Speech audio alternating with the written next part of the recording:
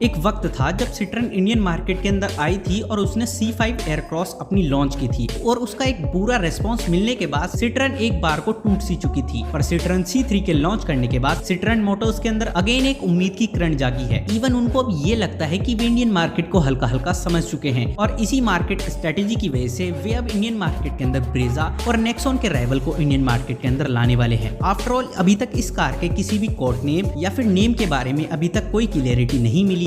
जैसे ही हमें कोई क्लियरिटी मिलती है तो हम आपसे जरूर बताएंगे एंड इसी तरीके के इन्फॉर्मेटिव शॉर्ट्स के लिए आप हमारे चैनल को सब्सक्राइब भी कर सकते हैं। धन्यवाद।